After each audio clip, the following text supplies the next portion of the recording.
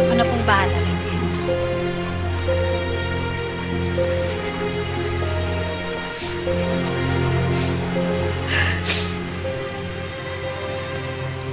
Talagang nagbihis ka pa, no? Hindi ko naman makaka-attend ng party. Kawawa ka naman.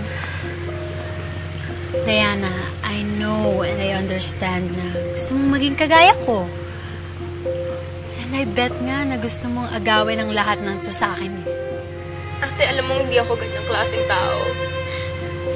Minsan hindi ko inisip na agawin ako kung anong meron sa'yo. Oh, really? Ipapaalala ko lang sa'yo, Diana. Nung bata pa lang tayo, inagaw mo na sa akin si Mommy.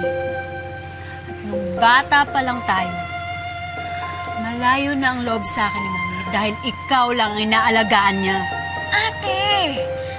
Ilang beses ko bang sasabihin sa'yo, mali yan, maling-mali yan sinasabi mo, mahal na mahal ka ni Mami. Diana, don't worry. Hindi na naman ako naapektuhan ngayon masyado eh. Lalo na't ngayon, nasa akin ang lahat ng gusto ko. Kaya wag na wag mong susubukan na agawin sa akin ang buhay na to. Naintindihan mo ba yun? Ha? Kaya umalis ka na. Umalis ka na. Lumayas ka na. Bili, umalis ka na, Diana. Ah, talagang ayaw pang umalis. Guard! Ate! Paalisin mo na siya. Hindi mo ba nadinig yung sinabi ko? Ang sabi ko, paalisin mo na siya. Mamali ka na. Ate, hindi mo to kailangan gawin sa akin dahil aalis ako.